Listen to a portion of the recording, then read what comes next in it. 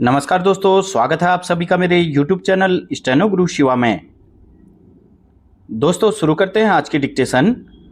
संपादकीय गति लेखन संख्या 189, गति 80 शब्द प्रति मिनट। स्टार्ट।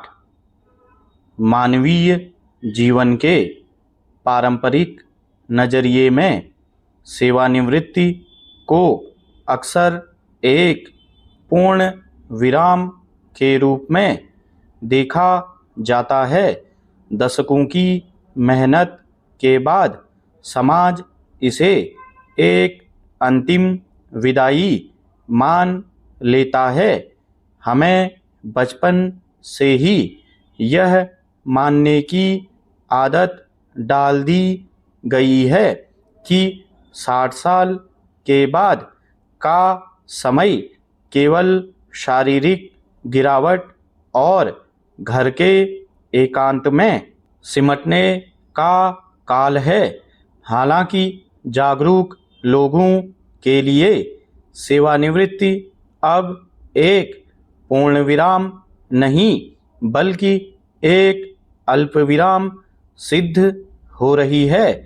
यह केवल आराम का समय नहीं बल्कि व्यक्तिगत विकास और समाज के प्रति एक नए योगदान का महत्वपूर्ण अवसर है। समय का यही नया उपयोग हमारे पूरे दृष्टिकोण को बदल देता है।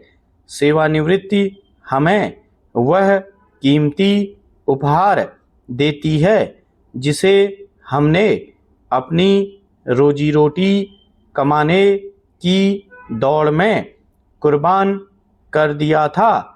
समय की आज़ादी।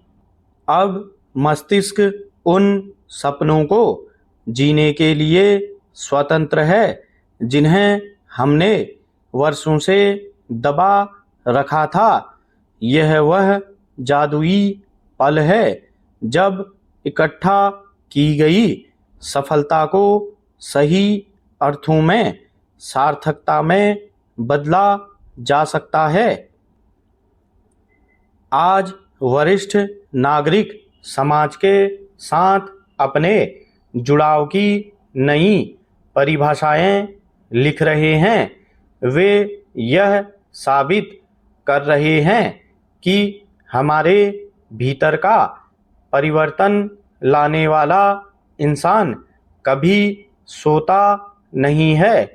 यह अपनी मूल पहचान को फिर से जीवित करने का एक सशक्त मार्ग है। इस जीवन शैली को अपनाने वाले बुजुर्ग पूरे समाज के लिए एक प्रकाश स्तंभ बन रहे हैं।